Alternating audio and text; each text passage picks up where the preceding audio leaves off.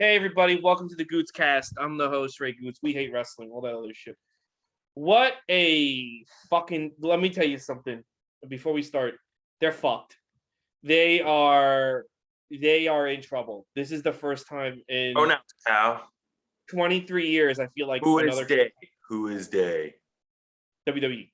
WWE is in trouble. Yeah. I don't think they know how much trouble they're in. This is the first time since 1998 I can see another company overtaking them. That's how bad tonight was and how good last night was. Hey, do you want to not talk about SummerSlam and just spend an hour talking about CM Punk and fantasy booking him? Because I was legit thinking that. Like, you want a fantasy book? Like a year's worth? No, because like Tony Khan can still fuck this up. This show was horrible. This was when almost had the best match of the show. I can't say it was horrible because I've seen way worse pay-per-views. It was a very bad SummerSlam. Man, I can't say it was boring. A lot of parts were boring. But you know what made it bad is that they don't know. Take the match qualities out. Like take the match quality out. Like the finishes were all atrocious. They don't know. I think we owe a AEW apology. They're not the only ones. They're not the only ones who can't think of a finish. They don't know how to get these. They got to start getting some faces over, and they're not doing it. They're making every face look like a fucking idiot. And let's get into it. Let's start. There's problems with the show. Don't get me wrong, guys. There's problems with the show, but there's like a lot of things that happened that I can't say was the worst show. But we're gonna get into it. I'll tell you, this was not the show they needed to do the night after what happened. If this was just if CM Punk had never come out last night and last night was a regular Grocery Rampage, I don't think I'd be so down on this show. But they needed to really put on something fun, and this was not that.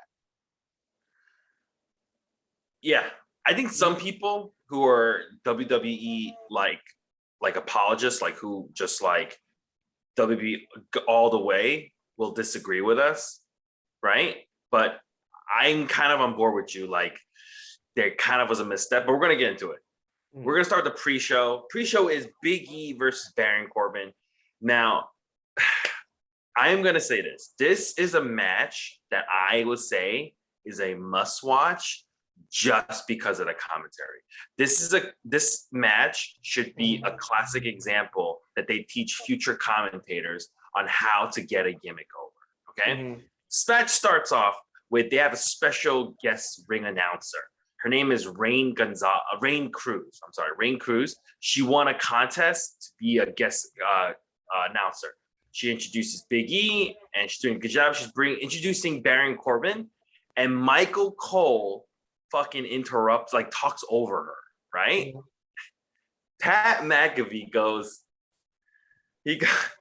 she had to win a contest in order to get this job, and you just dance all over her announcement, and then it's bad enough she has to introduce Baron Corbin, but it couldn't get any worse. And I fucking loved it because that right there is an example of Pat McAfee not only putting Michael Cole in his place about being professional, but also getting a storyline over about he's still shitting on Baron Corbin. And the whole fucking match, he is just shitting on Baron Corbin. It's fucking excellent. There's a point where Baron Corbin gets the announce table and you hear him go, "Hey, you stink."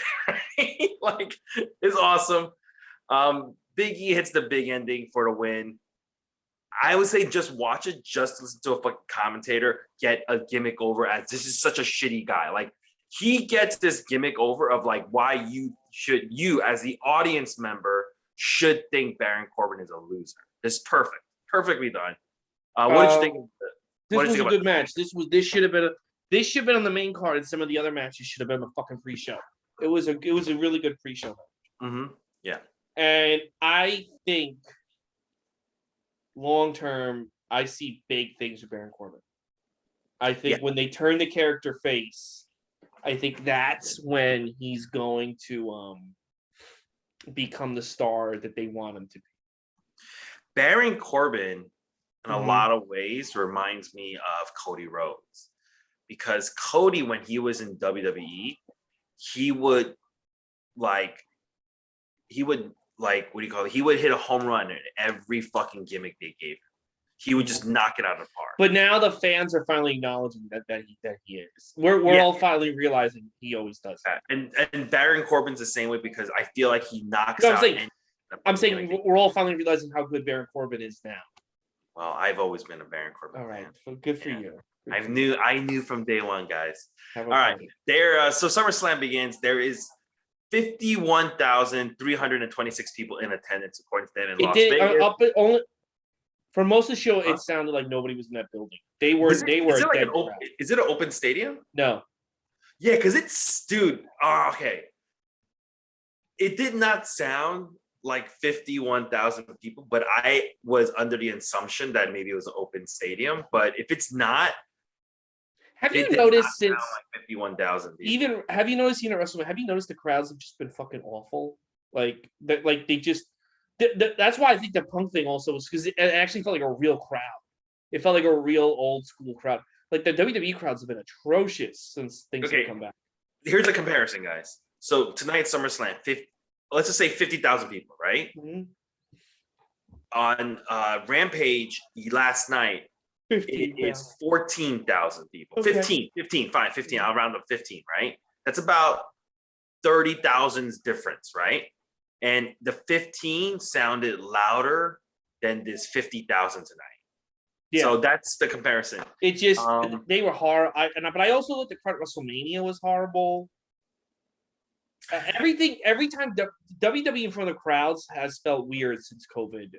Maybe it's because like a good chunk of WWE's audience are kids and they're wearing a mask and it doesn't make their sound come out. I don't know. There's something off. Also, I don't think anyone's over. That's a whole other story. Yeah. Also, another theory. Because when people that were over came out, which we'll get to, you heard the crowd. Yeah, that's true. Good point. Yeah, another thing I can say. Yeah, another reason why it's quieter is because the fans themselves are not excited. Right? Mm-hmm. You can't fault them. That's not their fault if they're not excited. We're going to our first match. RK Bro, Randy Orton and Matt Riddle versus AJ Styles and Almost for the Raw Tag Team titles. Does Almost always wear the CM Punk tape around his fucking wrist, or did he just start doing this? I don't know. I don't pay attention. Oh, because he had the fucking CM Punk wrist tape and like all over his fucking things. He looked like he had 2 broken arms. Randy Orton hits the RKO on AJ Styles for the new tag team titles, for the new tag team champions of RK Bro. What did you think of this match? I thought this was the best match of the show. Here's why. It wasn't like it had the best finish. It got over the act. It got everybody look good. Everybody even Almost looked good, and that guy can barely wrestle. And the finish like made you feel good. It was a good start to the show. So I thought it was the best match of the show. It was the most like let's give you a good time match. Whereas everything else just felt like they were going like, go fuck yourselves. Okay. I just couldn't get into this match. I just couldn't. I feel like that's kind of how I felt about every other match. But this felt like this match I wasn't that into, but the little bit that it just like it flowed good. It had a good flow. Okay. Mm-hmm. Match number 2. I'm not gonna call it by her first name because I don't want your fucking thing going off. Bliss versus Eva Marie. So Bliss's character, as much as I fucking hate Lily and all this shit, while she's coming to the ring, there was like at least 3 other Lily dolls, meaning like people are buying this fucking thing. So I'm like, I guess it's getting over. But there was no pop. Yeah, but like if it wasn't something, there was a point where Eva Marie slaps Lily the doll, and people fucking got a reaction. Now, it's a fucking doll, and if it wasn't over to some degree, there would have been no reaction. So I'm like, dude, remember, I'm not a fan of this, but I'm guessing some people like this. Bliss hits a DDT for the victory, guys. A fucking DDT. She hit a fucking DDT and she wins. Piper Niven, because I refuse to call her by a slave name. Piper Niven grabs the mic after the match. She's all smiling and she goes, "The loser of this match Eva Marie. And everyone's like, yeah. What did you think? Horrible. Watching this match, I was like, they are really in their own world. Like, how can you watch last night and then get together these three women and be like, this is the thing we're gonna put in front of people? Like, how did like, it was just like, what planet? Like, this whole thing, even the way Dewdrop or Piper was moving, it's all for Vince. It's all to cater to Vince. This is what Vince thinks is good. But it's like, at this point, it's like, how long are you gonna have a company that just caters to? They're in for. I don't think they understand what a rude awakening they are in for. Jim Cornette said. Jim Cornette was like, he hates AEW, right? He fucking hates everything.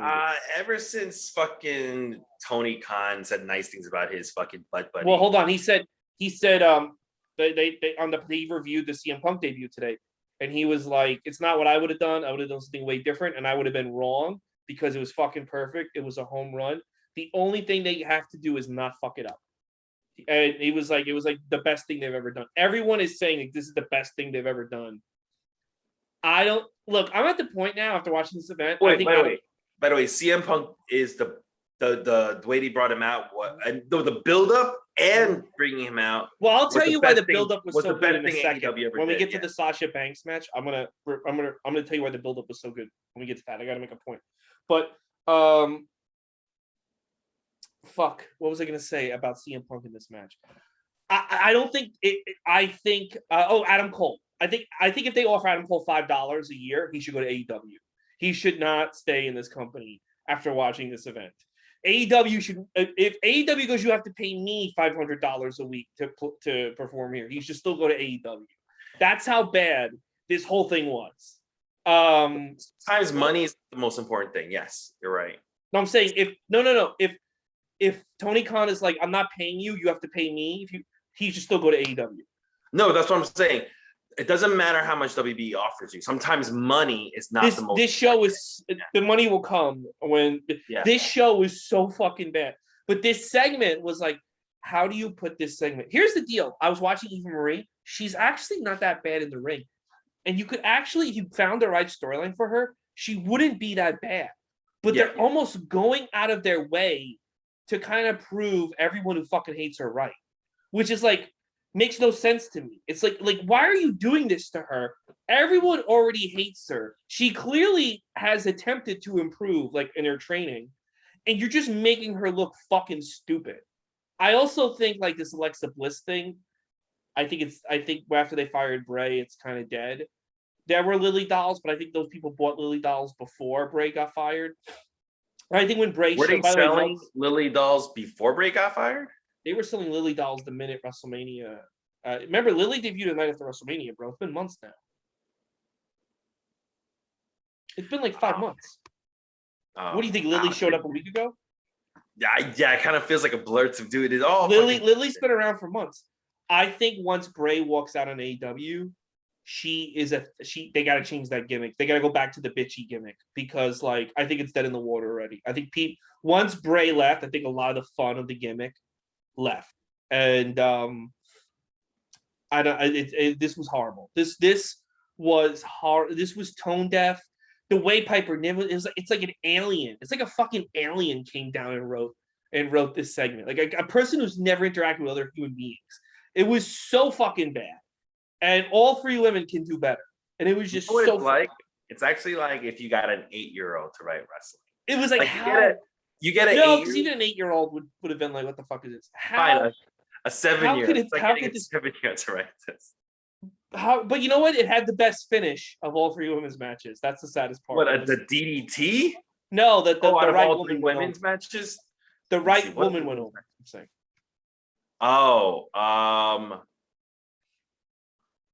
It got the person they're trying to get over. I guess. Okay. Yeah. I guess you're. Yeah. I mean.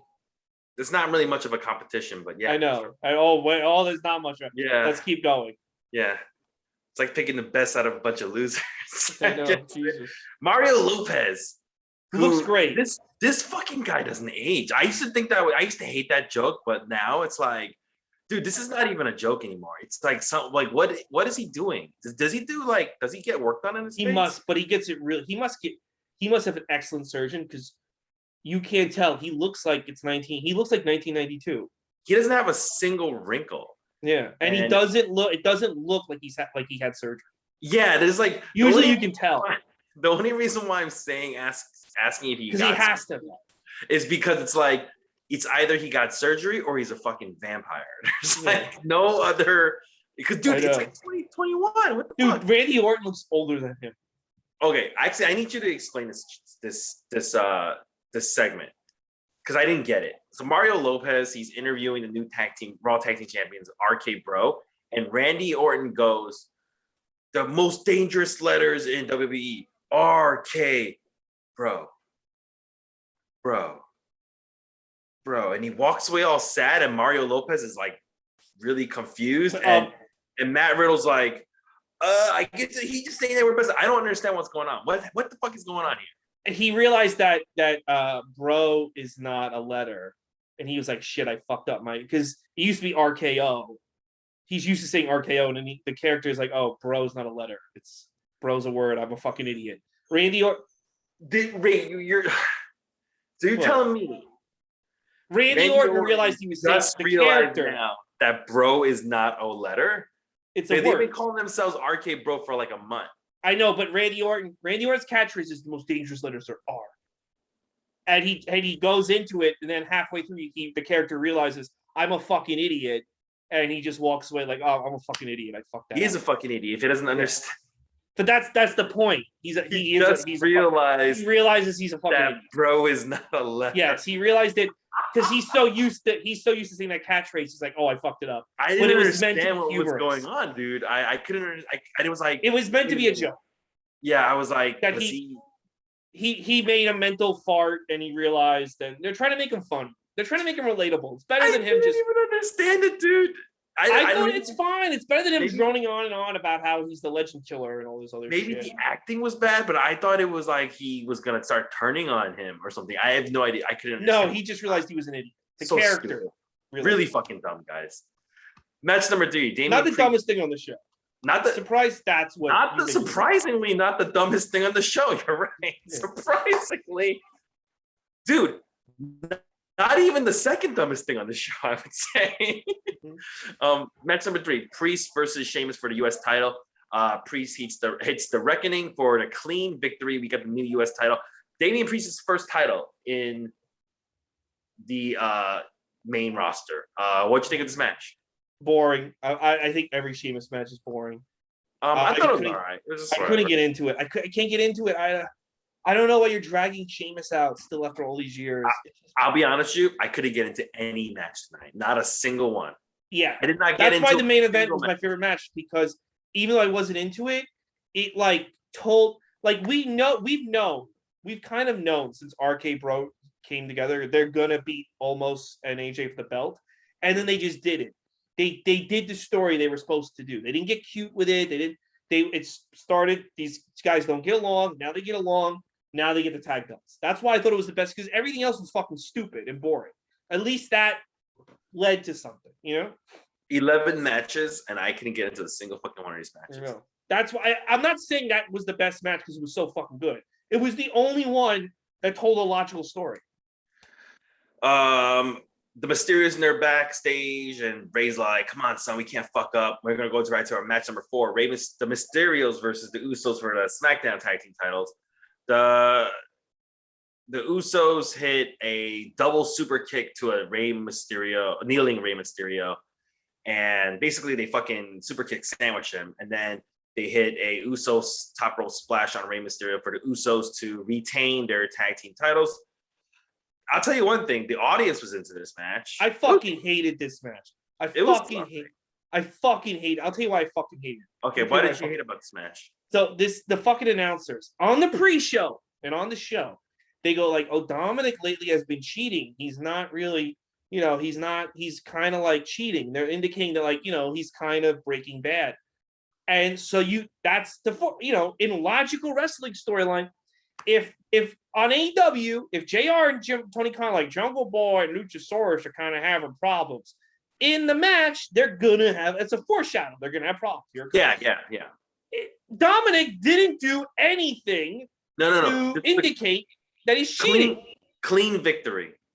No bullshit. And he did. And I thought when they were like just beating the shit out of Rey Mysterio, he was gonna come running in the chair and hit these two idiots.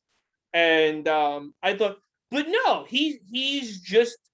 And this was the first match, and there's more where they make the good guy look like a complete fucking idiot. They make both this where they make the face completely fucking stupid. And Rey Mysterio, I'm used to Rey Mysterio being like that. They've done that to him now for like almost 20. Oh my god, 19. Oh yeah, they did. But Rey Mysterio knows what the deal is. But Dominic, they're indicating that he might be, and it makes sense. Like, dude, you've been getting your ass kicked for 20 years. Fuck that. I'm gonna hit these guys with a chair.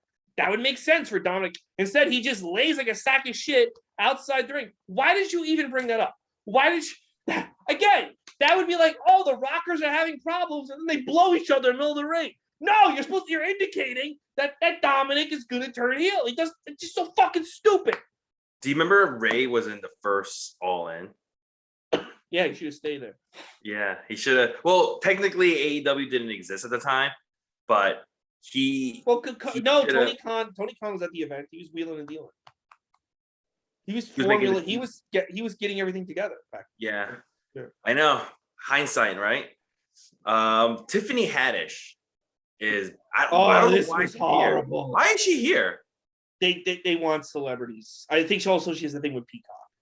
Mario Lopez has a thing with Peacock, Access Hollywood, and Saved by the Bell. And Tiffany Haddish is going to have a show on Peacock too. So. Oh, that's why. Okay, makes sense. Mm-hmm. Tiffany Haddish is back there, and she's interviewing Damian Priest about his victory. And Damian Priest, he just arrived to America, guys, because his promo is all about how America is the land of opportunity. I was like, yo, isn't this guy from fucking New York? What the fuck is he? Yeah, he even says in the he's more like he made it to like New York's like a third world country. Also, this was people say that there's not the land of opportunity anymore, but I'm proof that the land. I was like, what talking about? This guy talking about? Tiffany Haddish, and then she called him the national champion too. Like, dude, this was horrible. This destroyed Damian Priest. He looked. Oh God. This was another thing where it's like, how did you see how organic and awesome the CM Punk thing was? And you put this out. You write this script for Damian. It would have been better if Damian Priest went out there and just started like rubbing his cock to Tiffany Haddish. Like that would have been hey bitch. Like anything would have been better than this. I was born in New York, a little shitty town, but I came up and still I'm proof that like what do you do? You're born in New York City, the richest city in the world. How did you come up from anything? Junior is going through this kick where he's going backwards, where in what he's doing, and that he's going back to doing ethnic gimmicks, right? Apollo Crews is a Nigerian. Fucking shame. What's his name? Fucking Drew McIntyre's Scottish warrior. And then I think when he's like, well, Damian Priest is Puerto Rican. Puerto Ricans are coming to America to try to get opportunities. I mean, like someone's like, I hate it. I just promo. Puerto Rico's part of America. Dude, he's like, fucking. In NXT, he's in hot tubs with women, and now he's like, "Oh, I was poor." Let's move on. This was horrible. I was like so angry. I just want to be. If I was Damian Priest, I'd be like, "Did you just see what happened last night? Why do you have me saying these things? Literally, have me say anything else. Literally, have me call for the ban on abortions. Have me say anything else but what you wrote. Like, I mean, come on." But they are really doing it. They're going back to like all these ethnic gimmicks. They really are. If you look at it, they're not. But they're not even going back to the 80s. They're going back to like the 70s. Yeah, because they turned Drew McIntyre into like a Scottish people. Like they're warriors. They're like Braveheart. He turned into a fucking Braveheart character. Yeah. They're all turning into like ethnic characters. Yeah. And okay. Some of it's working. Yeah. Rick Boogs comes out to introduce Nakamura. And I'm like, dear Lord, there's fucking 11 matches tonight. And I love Boogs. Surprise match. Why was this here? No, but like I was like, dude, they added a surprise 12 match, and I was so mad. But it wasn't a match. They just danced, and that was it. There was no need for this fucking thing there, except for just to say that here's this guy, Rick Boogs, check him out. Basically, really, it was a waste of time. It was horrible. Um, then I thought this was the worst. We all know Sasha Banks. Wait, was Sasha Banks? Let me ask you a question. Sasha Banks not gonna be there tonight. Was that like announced publicly? No, it was not put. Dude, they on the pre-show they act like the match was happening. They had the video. They made us and the crowd sit through the fucking video package, knowing she wasn't gonna be there. They did. There is very so long much package. There is so much wrong with everything we're about to talk about. Yeah, and because they had me when Becky Lynch walked out, I was like, yes. And wait, you jumped the gun. Let's talk through the whole thing, okay? Okay. All right, I'm gonna summarize it. I'll let you get into it. They show you a very fucking long Bianca Belair, Sasha Banks, super long video package. We're talking about their feud building up to WrestleMania, them winning the fucking ESPYs together, and then the current storyline. There's this whole freaking long, dude. It was so long that I actually thought, oh, maybe Sasha Banks is actually wrestling tonight. I was like, this is fucking ballsy if she's not there. Yeah. So match number 5, Belair is in the ring, and their ring announcer goes, Sasha Banks is not able to compete tonight, and she's not here. And then she goes, here's her replacement. It's fucking Carmella. People are fucking pissed the fuck off. They're standing in the ring. Everyone, you could hear the grumbling. Like the audience is fucking annoyed. When all of a sudden Becky's music hits, the fucking place blows up. It's just as loud as Punk. Comes out. This is the first moment tonight that I'm just like, holy shit, let me stop fucking shopping online. Let me put this on a full screen and watch this. She comes out, goes to the ring. She beats the shit out of Carmella, kicks her out, looks at fucking Belair, let's do this.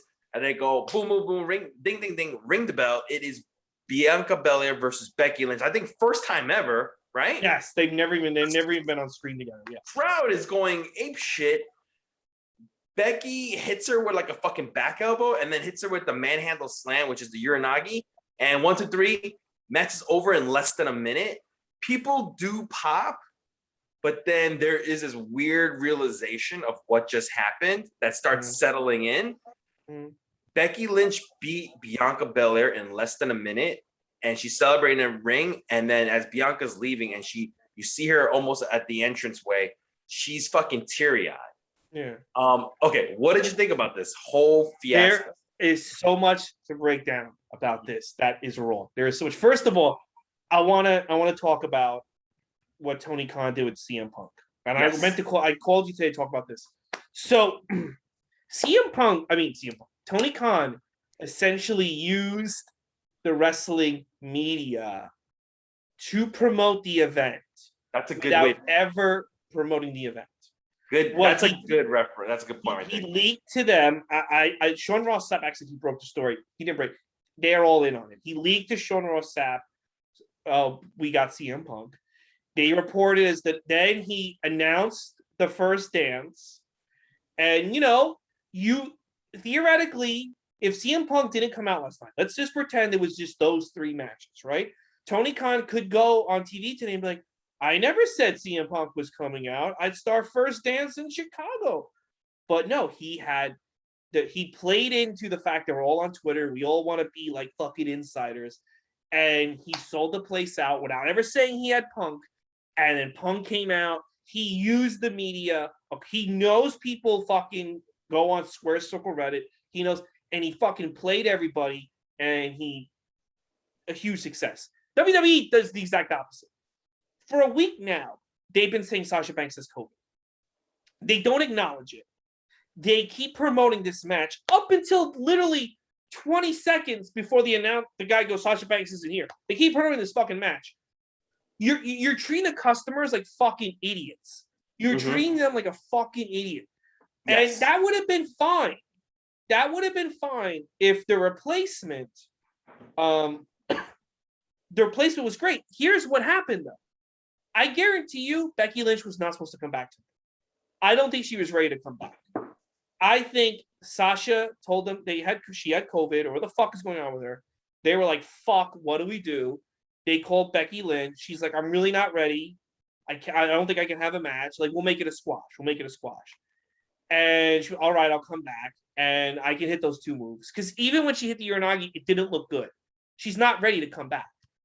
But they panicked, so they made her come back. When she came out, she had a pop like CM Punk. And I'm like, the only person they have that can compete against CM Punk is Becky Lynch. She is just so over. People love her. People believe in her. And then they ruined that 20 seconds in by having her squash Bianca Belair and taking the belt. People really connected to that match at WrestleMania. People really have connected to Bianca Belair. And did you just leave? You just left. No. I'm listening. I just think. Yeah. And you now have ruined, within 30 seconds, you've ruined Bianca Belair. You've ruined Becky Lynch. You've soured everyone on her. It was just shocking how much they did wrong, how they lied to everyone, how they promoted. And you could tell everyone in that arena was 90% of them were there for that match. That match got people in the building. Sasha Banks, Bianca, right? Because you could tell people were livid. And you made it up with Becky, but then you ruined it by making Bianca look like a fucking idiot.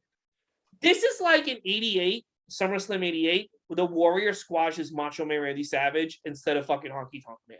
It would be like... Right, let me actually jump in here, okay, for a bit. Wait, has it been confirmed that Sasha Banks has COVID? That's what I'm thinking. That's the only reason.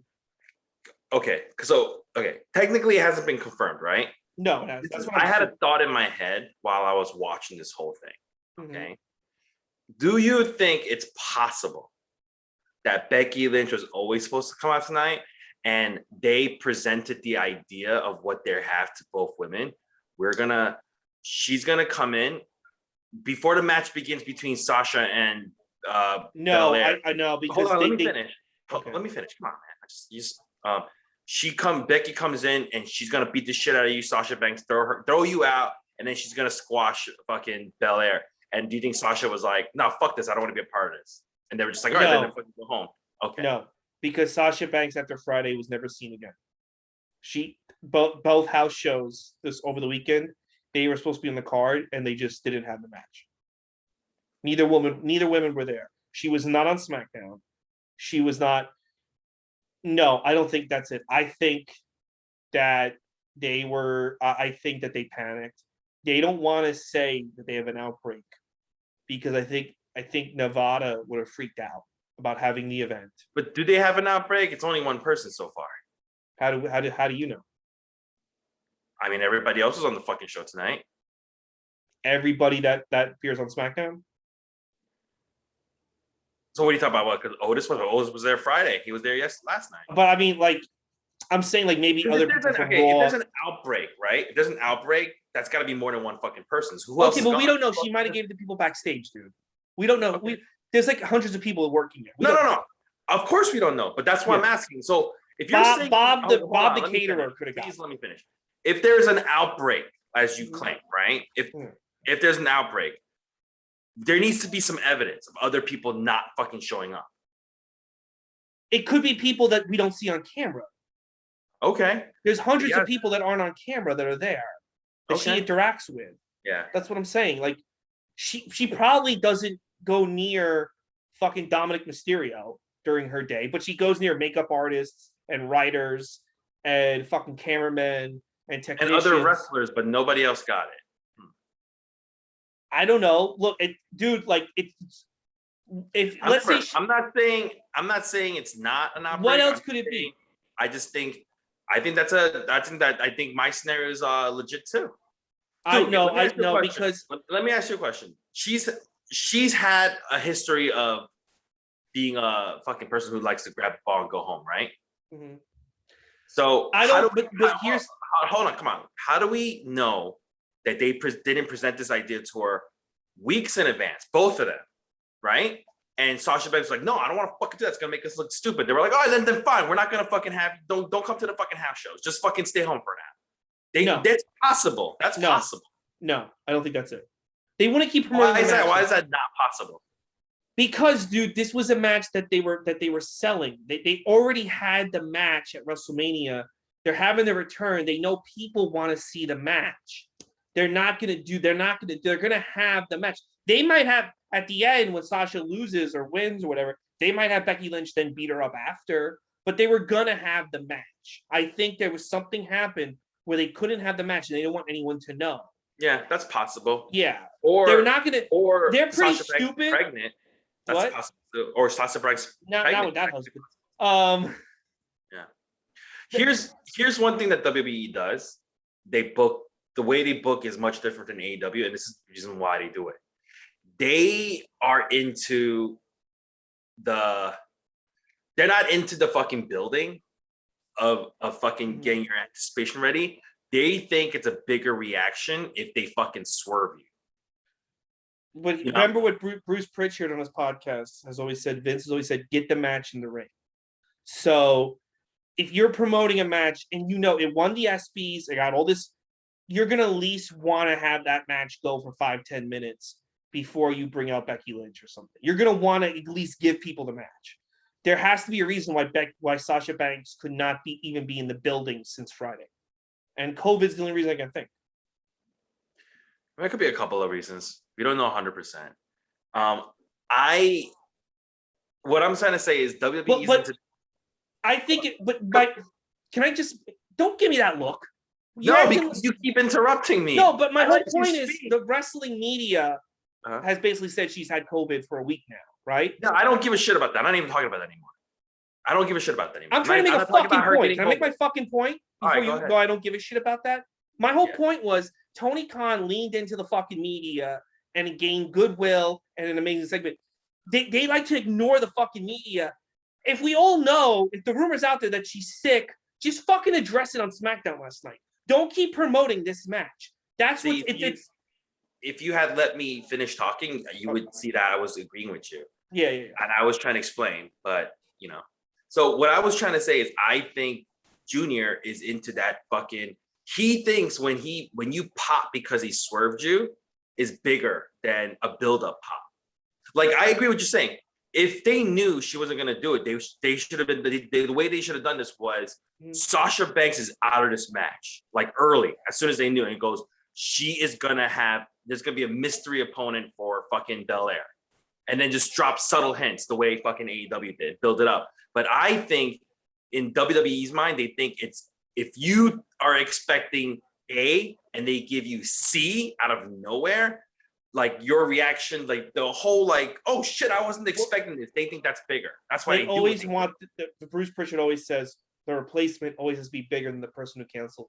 Here's the other reason why I think they kept promoting it. They didn't say anything.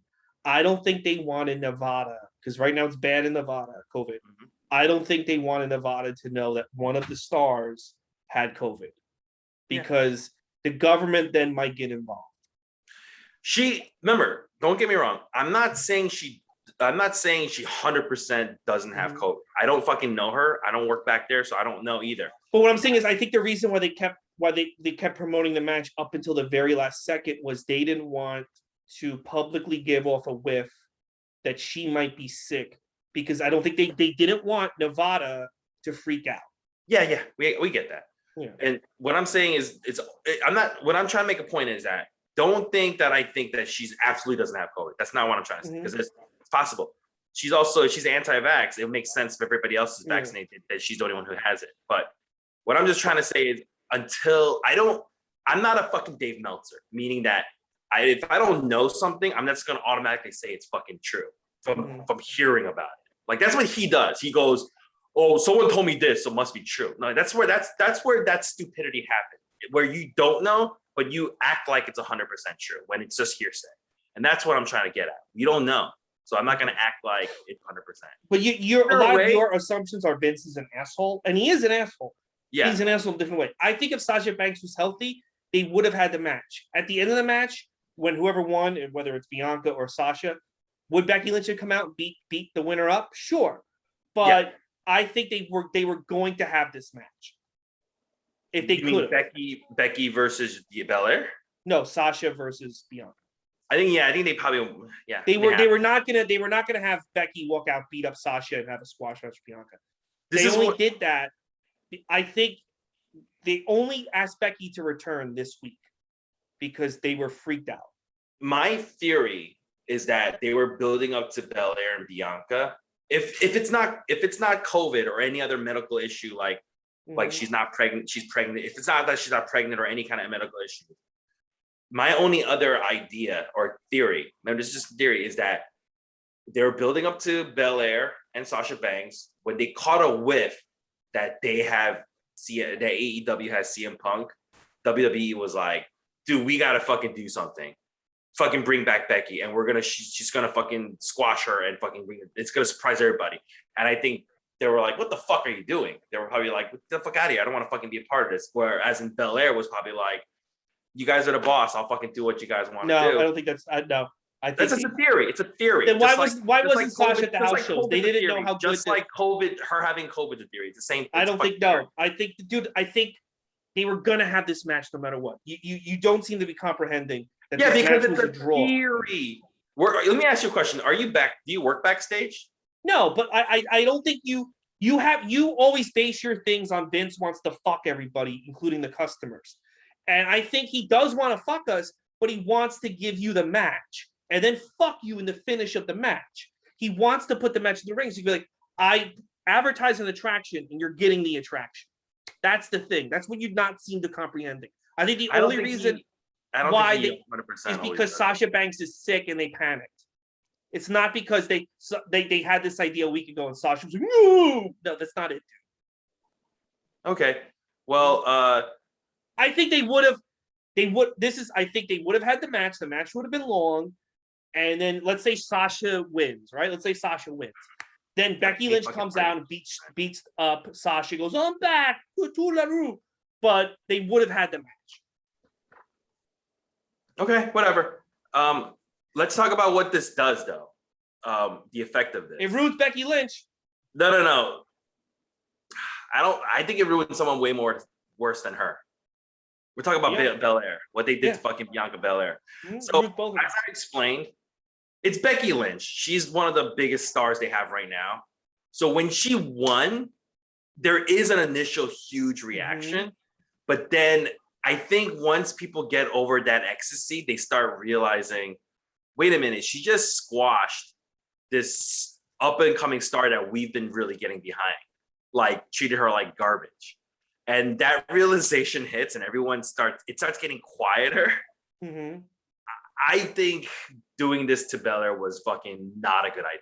It was really bad idea. Well, because Becky comes out and I think right before COVID hit, that whole 2018 to the 2 years where she was the man, people had it like Becky's our hero. She's not Vince's puppet. She is the hero of the people. She's one of us. She's like a CM Punk.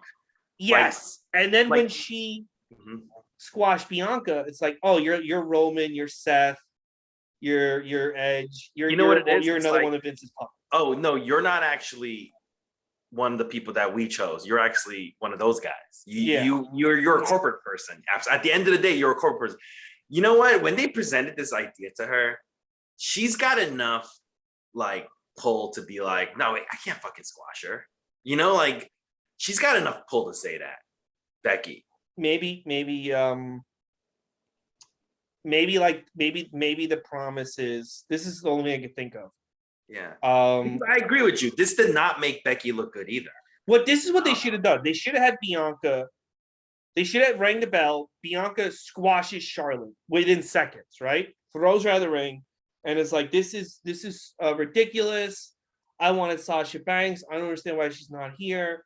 And then like I can't believe, and then have Becky come out. Becky and her get in the ring, and Becky's like, at Extreme Rules, I'll see you in 4 weeks. I'm coming for your belt. And then you set up 4 weeks from now, Extreme Rules, Becky and Bianca. Yeah, I don't know why they did it like this. I think they were trying to go for the wow factor. I do think at like either not Extreme Rules, but I think Becky is going to lose to Bianca with it by November. That's possible. Yeah, that's possible. Maybe that's why. Maybe Becky said, "Well, I'm going to return the favors. I'm going to lose to you." So Survivor Series. I think by Survivor Series. Yeah, Survivor Series, the next big one. Yeah. All right. So it's nice that Becky's back. It was a weird. They ruined. Dude, she was CM Punk, and then she became Roman Reigns. Yeah, They did. it was impressive. I think I'm just imagining like if AEW wanted to ruin CM Punk that fast, it would be like Luther would have to have attacked CM Punk in the aisle, made him tap out and beg for mercy, and leave him laying in bloody and have him get carried away in an ambulance. That's the only way that they could have ruined CM Punk as fast as they ruined Becky Lynch. Yeah, I mean, or he just, I don't know, he's got to beat their up and coming guys like a squash, or like CM Punk calls out Kenny Omega and squashes him in 3 seconds. Yeah, I mean, don't get me wrong. I think Becky can recover from this, and I actually think Belair can still recover from this because, to be honest, WWE audience, they have a very short attention span, so I'm pretty sure they can recover from this. I mean, look at Apollo Crews. He recovered from a lot of fucking shit. All you need is a fucking good angle, a good gimmick to fucking recover from it. And I don't think it's the end of the day for both of them, but it was not good. Bad. Belair was teary-eyed at the end. Like she knew she got did dirty, I think. But whatever, it is what it is. What was the point of fucking building her up for a fucking year if you were gonna do this? What the fuck are you doing? No, I blame Sasha because she doesn't believe in the vaccine. Liv Morgan is also not there. She could have it. Dana Brooke, she ain't there. I haven't seen her I haven't seen those two in a while. I think Dana Brooke also doesn't believe in the vaccine. I don't know. Anyway, let's move on to the next thing. Oh, Bailey. I haven't seen Bailey. Bailey was injured. Remember? She's like, yeah, but wasn't she still doing like commentary every once in a while? Not really. Oh, okay. All right. Tamira Mensah Stock and Gable Steveson, both gold medalists from the Olympics, they show up. They go to the ring, and Tamira starts going backflip to Gable so that he could backflip, and the crowd starts getting into it, and then they fucking cut away. So stupid. It is what it is. No mention of whether or not they're signed or not. They just honored them. So technically, they're not signed yet. Match number 6, Jinder versus Drew. Drew hits the Claymore for the clean victory.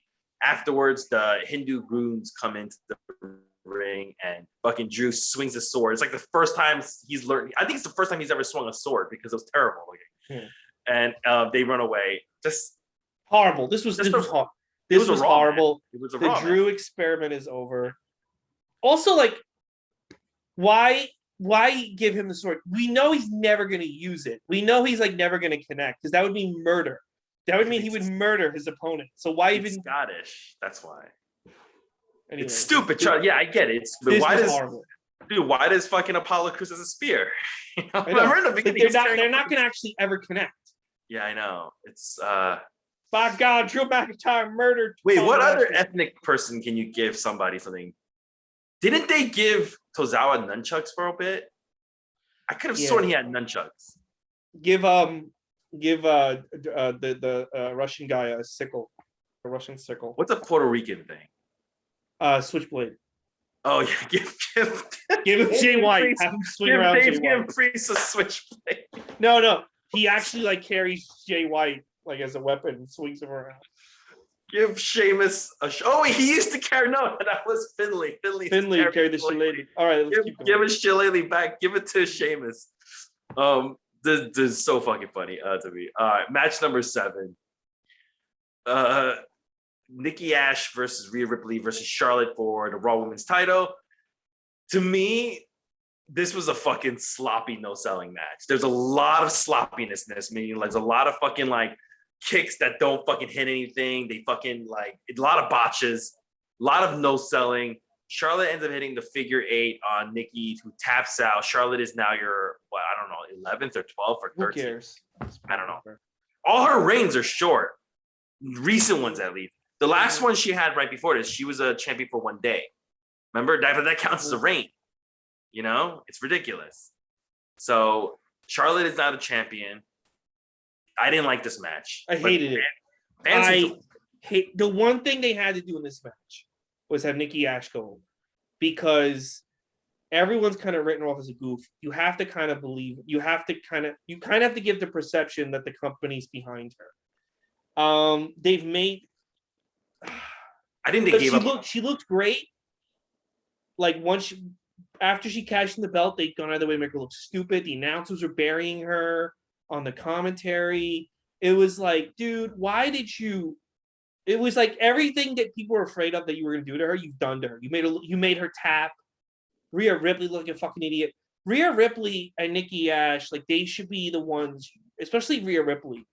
You've done so much damage to her, so much damage. It is unbelievable the amount of damage you've done to Rhea Ripley since WrestleMania. It's unbelievable. And Charlotte, she shouldn't be beating these two women at Domino. It just boggles my mind how fucking dumb they are. Again, you make your two good guys look like fucking idiots. Yeah, because there was no buffoonery. There was a clean victory. It's clean, just fucking clean tap out. Horrible booking. You have. It is shocking to me how bad they ruined Rhea Ripley and Nikki Ash. All you had to do was have Nikki Ash pin Charlotte. Charlotte's gonna recover from that. All you had to do was have Nikki Ash win. That's all you had to do, and you couldn't even do that. They just couldn't. It was like, what's the point? It was fucking hard. I hated this match. Yeah. So yeah, Charlotte's your new women's champion. We're gonna go to match number 8. Edge versus Seth Rollins. Edge comes out with the full Brood gimmick entrance where he comes out of the fucking flames. They do the music, but then it changes into his current theme. That was kind of cool. And this was probably the most nostalgic match of the night. Edge doing a whole bunch of his old moves like the execution, educator. He even does Beth Phoenix, her glam slam move, which was kind of a cool spot. There's a really cool spot where Edge tries to go for a spear, and then Seth Rollins turns it into a fucking pedigree. I thought that was fucking cool looking. Ultimately, Edge puts Seth Rollins in it looked like a fucking an arm trap sleeper, and Seth Rollins taps out. I'm guessing this is going to be Edge's new move because he's like, dude, I can't do the spear anymore. That shit hurts. I mean, like, he's getting old. He's like, dude, that shit hurts my shoulder. I can't do that shit anymore. You know, because that's what happens. This match, the finish was good. I couldn't get into it. Well, like, you know, when I said I couldn't get into a single one of these matches, but I did enjoy this match the most because it did have those like nostalgic things that I was doing. You know, I don't know. I thought this was gonna be my favorite. When before the show, I was like, oh, it's probably gonna be the best match to win. And it told the story, but I don't know. There's just something. Seth Rollins, when he was walking to the ring, he just looks so manufactured. Just looks so. It was fine. I just couldn't get into it. I'm glad Edge finally won a match on paper. Yeah. And you know, Seth can recover from this. You know, so. No, he can. Yes, that's why it was good for him to lose. Yeah. Now comes what I think was probably the dumbest fucking thing of the show. Miz and Morrison, they're in the ring and they're like, we want our Dripstick 2000. It's called Dripstick 2000 because that's where this comedy segment is from. It's from the year 2000. No, they had better writing in 2000. Yeah, it is awful. It is not funny. Xavier Woods comes in dressed like Razor Ramon, and he's got Nestle's Pure Life water tank, and he sprays them down. It's a product tie-in. I'm sure they're gonna get $1 million for this. You know, that's probably it's like the fucking zombie match. They're getting probably money for it. That's why they're doing this shit. You know, it's promoting a product. But it was really fucking bad. It shit wasn't funny. It was a waste of time. It was horrible. I will say this: The Miz, I think no matter how bad the idea is, The Miz commits to it. Like you could tell The Miz, I need you to go out there. I need you to go out there and advocate for rape to be legal. And he will commit to the script. Rape should be legal, and here's why. Women, do they have rights? What do you think, Johnny Drip? No, they do not. Correct. Like he will just commit to, no matter how horrible the idea is, he just goes ahead with it. I think Miz is gonna have a job for life with them. Yeah, because he just 100%. I almost want to play a game. If I was a writer for WWE, I'd play a game where we come up with horrible things for Miz to say and see if he ever complains or like half-asses it. Like, He just but like this was horrible. This was I can't stress how bad this was. And again, it's another segment that's like, how could you put this on after last night? How? Yeah. Match number 9, Lashley versus Goldberg for the Raw men's title. People are fucking cheering Lashley and they're booing Goldberg in this match, which I thought was really interesting. They do this thing where MVP took a shillelagh and he hit fucking Goldberg in the left knee with it. And Lashley's working on the left knee, working on the left knee. Goldberg can't go anymore, so ref stops the match. Afterwards, Lashley gets a chair and starts working on the knee. So Gage, Goldberg's son, jumps on Lashley's back. So Lashley throws him over and puts him in the hurt lock. MVP's like, dude, what are you doing? It's a fucking kid. He's a fucking sophomore in high school. What are you doing? Get him off. And then he goes, goes to Mike and he goes, hey, man, that could have been anybody. He didn't know it was a kid. So senior champion to the winner, Lashley. And Goldberg's like, my son. So I feel like this is not over. I don't think it's over. Oh, my God. I will say this. Wrestle, right? I will give Goldberg credit that he did attempt to have a different match than he usually has. He tried to like actually have a match and tell a story. Like, I think he really wants to say to people, I can have matches. Like, I can do this. Like, and I'm gonna do it. And it's tough. I feel bad for him because he's trying to prove this in his 50s. You know what I mean? Like, he's trying to prove like I'm not just, but he really should just be spearing Jackhammer. I do think, and I've thought this since the kid walked out, I think they have major, I'm talking years and years of plans for this kid. The fact that he's 15. If he doesn't fail. Yeah, they're gonna give him every advantage. I think the fact that if they let him at 15 get physical was wild to me. But I think they have. I'm thinking like I'm talking like Vince has it in his head that when this kid's 25, he's going to be main event in WrestleMania. Like I think this is leading up to a MVP and Lashley versus Goldberg and Gage match. They should give Gage the belt. They're gonna do something like this. I feel like they're gonna do it, and I don't like. Maybe it could be possible. Yeah. It could be possible that Gage in the ring is like a child prodigy. Like maybe there's something that we don't know. Like Gage can actually wrestle. It's possible. Yeah, it's possible. And because the kid's big. For a 16-year-old, he's very big. Yeah. I think they have a plan with this kid, and they are going to commit to it. I really do think, like, when I saw the kid, we talk about AEW's nepotism, but there's fucking nepotism in WWE as well. Mm-hmm. They've got something cooking with this kid. They've got like a plan. That's why like the story's continuing. Man, I don't know. I don't know how I feel about this because he's so young. Dominic is a good example. He got fucking exposed. He ain't that fucking good. The only reason why he was good in the beginning was because he was in the room fucking Seth, and they probably went over that match over and over and over again.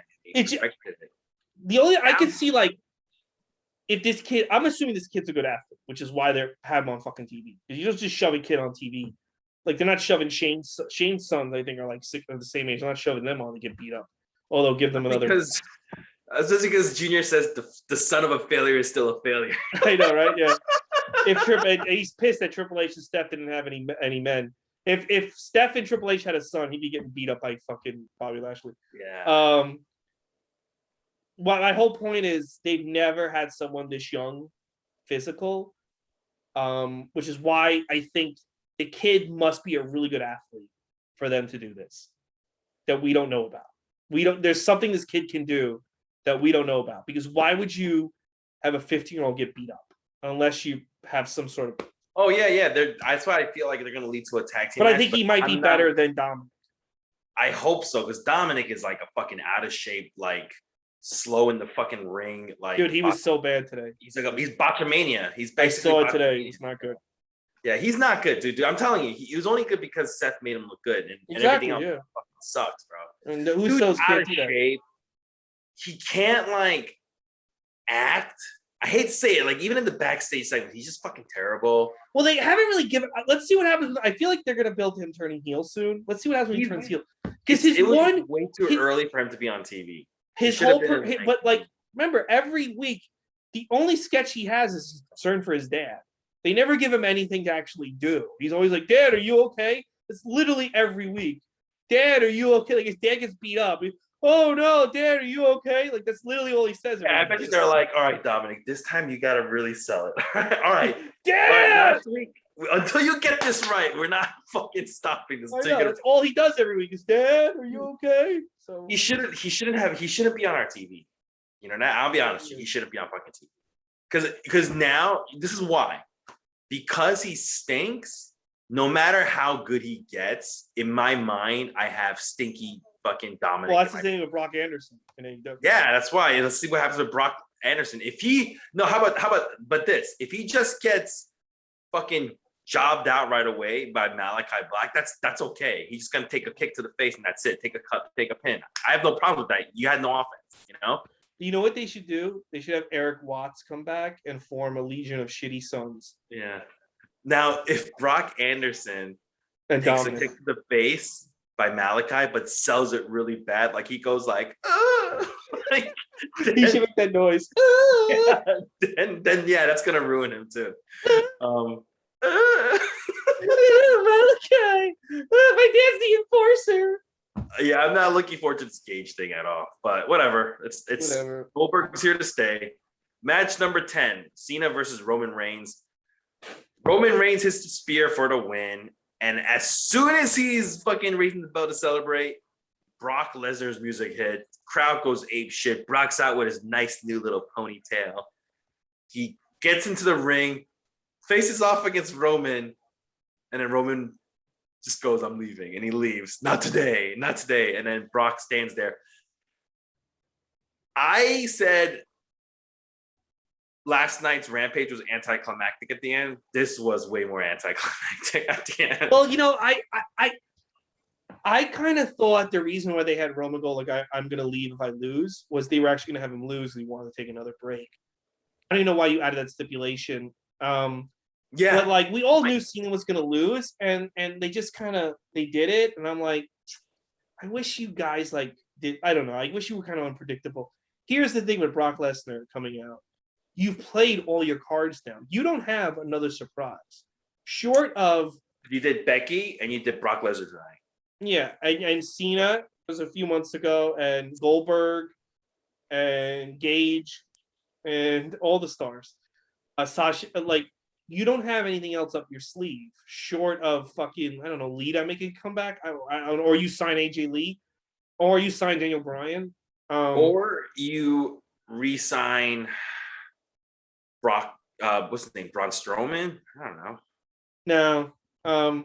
You don't have any more surprises. And what if they re-sign Daniel Bryan? They should. Yeah. Let's just say I don't know if he signed right now, right? I mean AEW, right? Well, we don't know. If I was Vince, this morning I would have called Daniel Bryan and been like, "Can we talk again? Mm-hmm. Like I know you want New Japan, that's off the table, but what can I offer you that would be as good as that? Like what? Let's talk. Let's meet." Because I don't want you in AEW. I want you here. Like I want you here for the rest of your life. Like take off his clothes and says, "Do you want to resign now?" Just be like, "How about now, baby?" Yeah, I feel like they need to I feel like they need to. Bray Wyatt, for a reason they don't like him. They just fired him 2 weeks ago, but I don't think they ever want it. They want to keep Daniel Bryan. I think they need to do whatever they can to get him back. Couple of months ago. Were you the one who said you think they're trying to sell the company? That's what I hear from a lot of people, yeah. Okay. So, like yesterday or today or sometime this week, Nick Khan. Yes, I saw that, yeah. Do you think, like, they really are getting ready to sell this company and they're bringing all these stars back to, like, really bolster up their fucking portfolio? Like, look at this. Look how many stars we got. This is how much we're worth. Just put out all the cards on the table now because they're like, we're gonna fucking sell this company. No, Why I would think you say? Why would you say we're open to selling this company? Like, unless you fucking really mean it, you know? Why would you even? Yeah. You say that because Vince could get a Dana White deal where Vince is still in charge, but he's making serious bank. You'd always want to entertain offers. I mean, if Walt Disney calls up Vince McMahon and goes like, "Hey, we want to give you, 10 billion for the WWE," that's a conversation you're gonna want to have. You know what I'm saying? Like that's I mean, I'm just making up a figure. No, of course, yeah. You would. But you're gonna still, gonna if there's somebody out there that wants to give you a few $billions, I mean, he is in his 70s. You're gonna want to at least entertain that conversation. Yes, absolutely. It'd be stupid not to go and be like, all right, I think actually I should get 11 billion. We agree. I would take the fucking 11 billion. I don't know, well, go take it. But yeah, I think that's the reason they put it out there to see if anyone does have that money because, hey, you know what? It's great that, it's his company and it's great that he's making all these deals, but maybe he can cash out and walk home with 5 billion for him and his family. You know? I don't know if they put all their cards on tonight's table as a response to Punk or as if it's. I think Brock was a response to Punk. I mean, that's a big compliment to CM Punk. He looked like he was taking a nap, and they like had a car pull up in front of his house, but get in. Yeah. You know who was the best of that segment? The best of that whole was Paul Heyman. Paul Heyman's reactions to Brock coming out because he was so, like, "Oh no!" Like he was like, "Fuck, I'm fucked." Because I thought Roman had the best reaction initially. But I love Paul. Paul was doing because Paul's like, "Oh, I'm in so much trouble because I'm supposed to be Brock's." Paul acting, I find super hokey. I liked it here. I thought it was good. His acting is like so acting. I do think though. I do think though they need to have Paul go back to Brock. I'm doing the Paul Bear, but without the fucking funny voice. I can't see like Paul Heyman against Brock. I do think they need to have Paul. Paul and Brock just go together. It just goes together. Roman doesn't really need Paul. It's Paul Heyman on a pole match. Yeah, there you go. That instead of for the title. Yeah, but I mean, if this show was a response to CM Punk last night, fucked. Number one, it's a big compliment to CM Punk. Number two, they are fucked. And number three, where do you go from here? Like, you have Brock, what do you do? Okay. Becky and Bianca rematch? I have no idea. But also, COVID is still shit. You can't even bring anybody up from NXT that would be like a bigger reaction than this. Adam Cole, if who could you fucking sign? Oh, it was great too. And I could tell somebody said something to him because he trailed off when they were promoting NXT tomorrow night. He goes, "I can't wait to see Adam Cole lose again."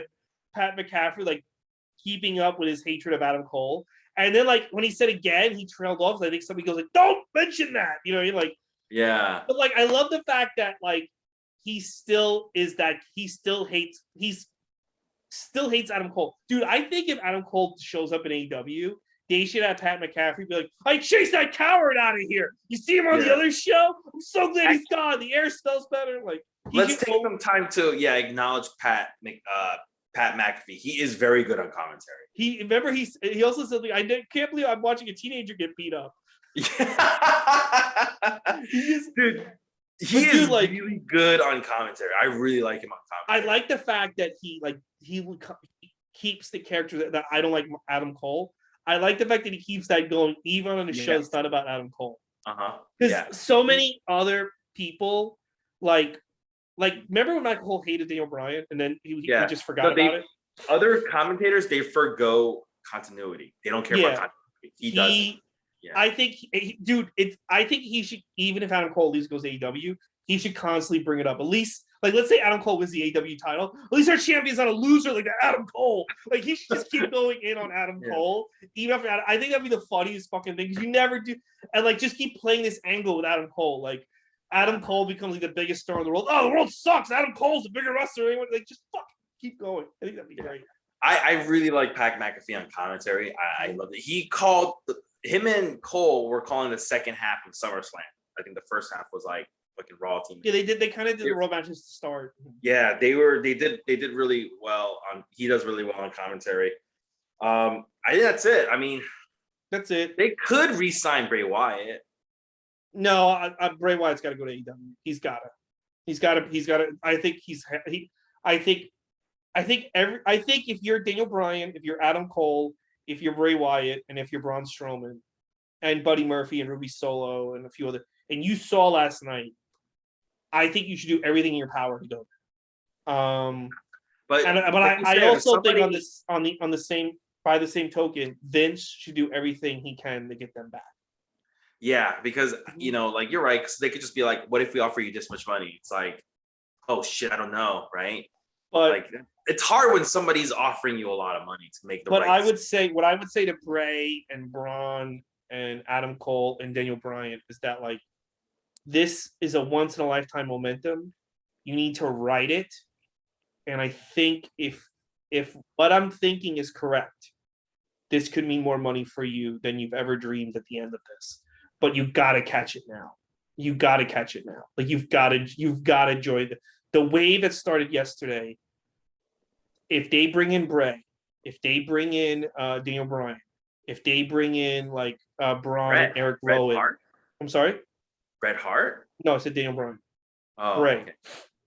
Okay. If they bring in Adam Cole, there's going to be such a wave of this momentum that I think AEW could really, dude. I read a report, and I think this is a really big thing. Warner Media executives were at Rampage, and they were like shocked into silence at the reaction Punk got. And if I'm an executive for Warner Media, right? I'm like, this show could be the flagship show. This show could we could do things with this show on HBO Max. Mm-hmm. Like, you know what they could do? What they could do with AEW? They could be like, hey, once you don't have pay-per-view, we want you to have a live show on HBO Max. Yeah, dude, I watched that debut like 20 times already. Yeah, like there's so like I guarantee you there were meetings today at Warner Media about last night and about like how can we've landed this amazing fucking organization. What can we do to grow? Because this could result in a ton of money for all of us. Oh, absolutely. I'm across sure all the brands of Warner guys, Media. I think we got something here. Like, yeah, I think they're like, I think we really got something here. And I think if I'm Bray Wyatt and I'm Braun Strowman and I'm Daniel Bryan, I'm Adam Cole, I think it's time to bet on yourself and go there and see what happens. I think Time Warner, they bring in Tony Khan. They're like, what can we do to help you? And he probably goes, well, it's like, it's kind of crazy that you asked because I'm trying to bring in these guys and I could use a little bit more money. That's always possible, right? Help me. You know what they could? You know what Warner Media could say to Cena?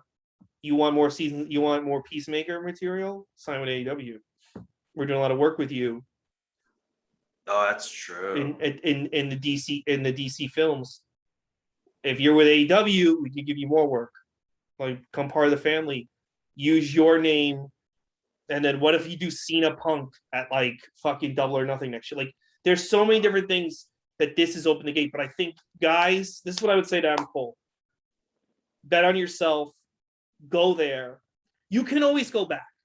Dude, you were just a couple days ago going. Yeah, but guys, before I saw this fucking segment, they could have fucked up this segment. Just a couple days ago, this guy's a fucking loser. He is a fucking loser. But now there's momentum. Fucking go there. You can always go back. Dude, but here's the deal. Okay, so CM Punk a year in is like, I don't like AEW. I want to go back. You don't think Vince is going to sit down with him and be like, yes, come back tomorrow? Oh, absolutely. Yeah, absolutely. so like I'm saying, like you could always go back if this doesn't work out. If Tony Khan turns out to be a fucking retard, but you think 2 years? Well, that's why I was saying from the beginning he needs to go to AEW. I'm not sure if he will, but I think he should go there. Yeah, that's what I'm saying. It's like, yeah, Vince, but you need to bet on yourself and see what happens. I think this could be if they ride the momentum of last night, this could be a shift for this company. But they've got to ride the momentum. It's too early to tell. I mean, you could. Oh, yeah. Okay. They could fuck. They it had up. A great night last night. Mm-hmm. They could always fuck it up. So let's stay the course. Make sure they do it. You know what I was saying is going to happen though. I think for about a whole fucking month, every fucking AEW show is gonna be like starting off with the crowd just chanting for CM Punk because it was 7 years since he was gone for Chicago, but it's been 7 years since he's been gone from Milwaukee. 7 years he's been gone for Newark. Every fucking place they have to go to, it's gonna be CM Punk. See, he's gonna have to start like every fucking show for like a month. I think when he's at Arthur Ashe, it's gonna be ballistic. Oh my god, dude. Was that the one you got me tickets for? Oh, you're bad. Tony Khan said. Wait, is that the one you got tickets for? Yeah. Where are you sitting? Is it far? Is it yeah, all the way up. They were only $25, so I said yes. Hey, you know what? Fucking just being there is gonna be fucking crazy. Yeah, you know what? I like nosebleed seats more than being up close. You can see more. What do I need to? When you're like right in the front, you gotta like really. 22nd, right? September 22nd. Yeah, when you're in the nosebleeds, you just see the entire thing. It's better, I think. They don't need to do any big reveals at All Out because that's gonna sell itself because that's Punk's first wrestling match, right? You could have one big reveal. I would save it. I would save the big reveals. You got like Buddy Murphy walk out. It's not gonna be the world. I don't know if Buddy Murphy can walk out. Yeah, he can. By then, yeah. Oh, it's been a while. To July to August. I guess so. He got fired on June 2nd or June 3rd. Yeah, that's gonna be 3 months in September. I guess right at 3 months. Yeah, so okay. Buddy Murphy maybe coming out is fine, but definitely Daniel Bryan, you save him for the next big event, like big show, like TV show. Well, right? The rumor is Arthur Ashe. Yeah, Arthur Ashe is what, Dynamite or Rampage? It's gonna be a Dynamite. Yeah, I would. But you know what? All this might be moot because of COVID. Yeah, I know. Dude, they fucking lucked out with this fucking CM Punk thing because and WWE lucked out. Yeah, because people were supposed to be wearing their mask and people were like, "Fuck you." They were like, yeah. But I thought SummerSlam was bad, but you know what? Tomorrow night, though, we'll see what happens tomorrow night. Tomorrow night, Adam Cole is that's a big deal at this point. So we're tomorrow night. CM Punk is no longer a mystery. There's a new mystery. A new mystery, and it unfolds tomorrow. The final night of SummerSlam week. We're not reviewing Raw. I don't give a shit. Guys, don't watch SummerSlam. Just watch like the highlights. Don't even watch the highlights. Just watch Brock and Becky walk out, and then that's it. All right, guys. Thank you so much. We'll see you tomorrow for NXT. Andrew Lee, bro. Bye.